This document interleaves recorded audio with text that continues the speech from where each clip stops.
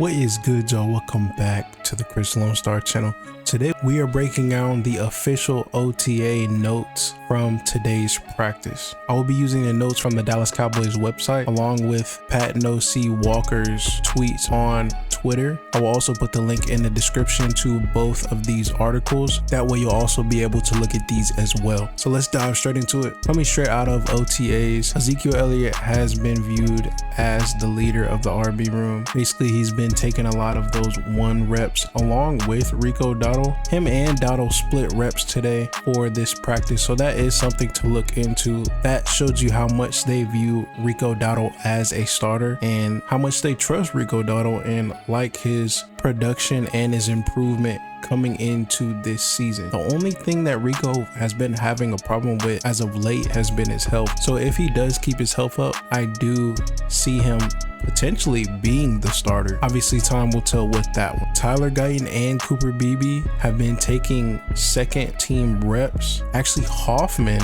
is the one who's taking the first team reps as the first center there.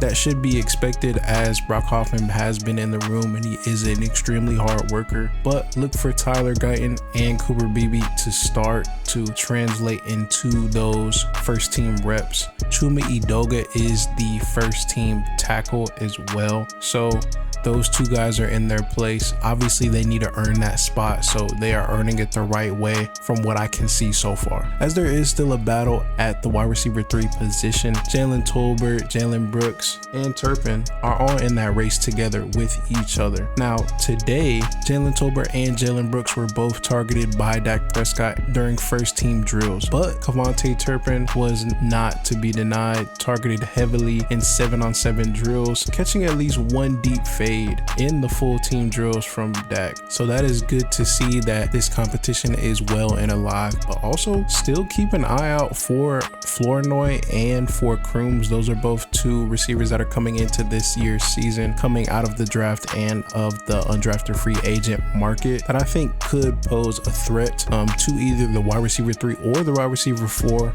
position. Make sure that you guys like and subscribe to the channel. I will be coming out with new videos a lot more frequently because the season is starting to pick up, as well as these OTAs are going to come out every single day, I'm supposing, or every other day, because training is very frequent. So do me a favor and make sure you subscribe, as well as turning on the notification bell to be notified every single time one of my videos come out. And I will be dropping a couple more film sessions soon.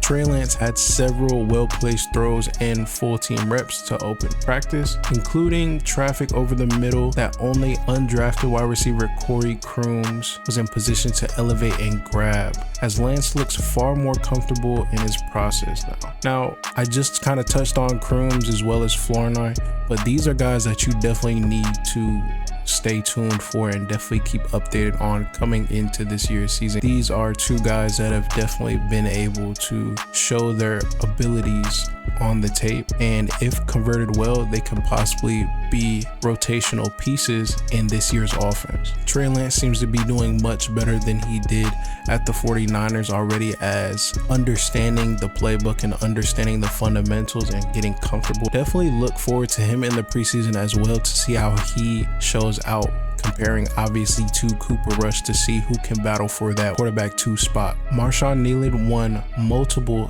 snaps and multiple reps against offensive linemen, while Marist Liufau spent most of his practice time rotating between first and second team, as cornerback Kalen Carson was assigned to the boundary for all of his reps. This is a great sign for our draft picks. Marshawn Kneeland, that is an extremely good sign that he can possibly make that jump to the next level. Of course, his play strength is very exceptional, and going against first team reps, that would be going against the starting O-line. This would be against Chuma Edoga, or it could be against Terrence Steele.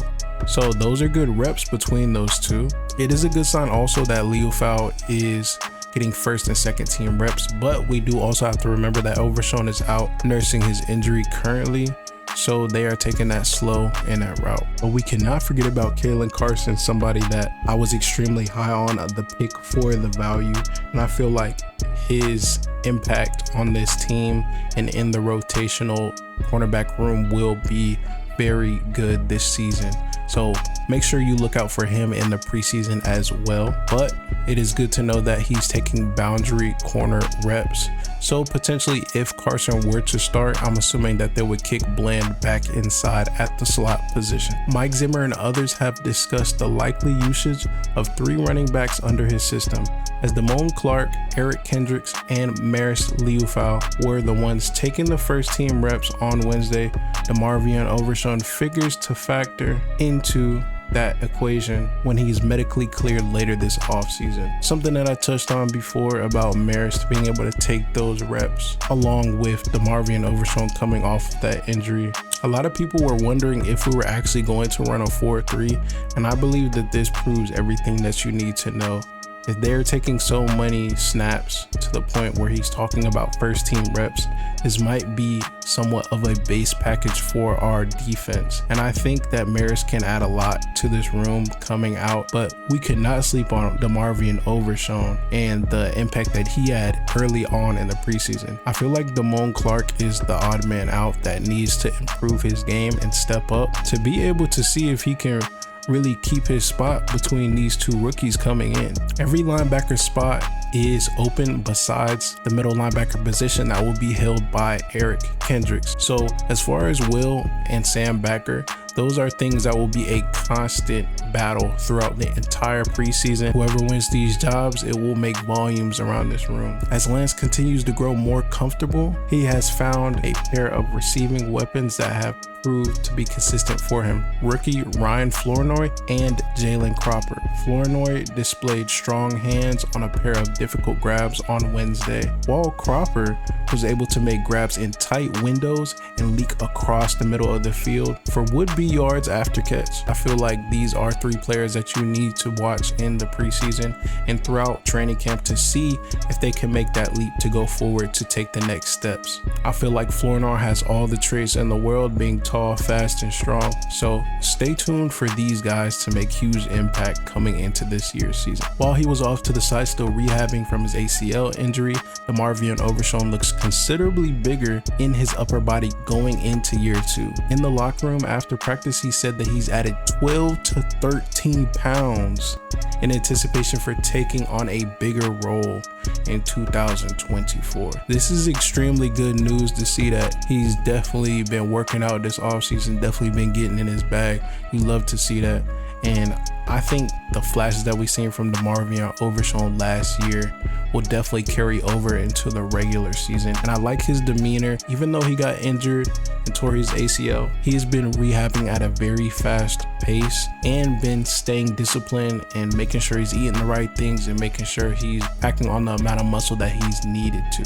On the flip side, AllMiigZ Smith looks to be hovering around the same weight that he ended the season at in 2023. He was off on the side with Osa Odigizua in street clothes, as his upper body looked considerably slimmer than when he arrived over a year ago. When asked about an ideal playing weight in 2024 for Smith, head coach Mike McCarthy declined to comment. So with AllMiigZ Smith this year, I feel like a lot of people have been down on AllMiigZ Smith, but we have to understand the context of the situation that AllMiigZ Smith has been asked to do multiple things that he was not the best at in college that weren't his strengths. So with this new staff and with the ability to have coaches like Zimmer and Coach Z in the D-line, I feel like this will make a huge impact on AllMiigZ Smith's production as well as his play style coming into this year's season. I feel like a lot of people should just calm down on AllMiigZ. He's been through a lot. He's also lost a lot of weight. I'm assuming that he'll probably pack on at least 10 to 20 more pounds coming into the season, but reasonably speaking, probably 10 to 15. 20 is a lot of pounds to add as you're working out as much as you are in training.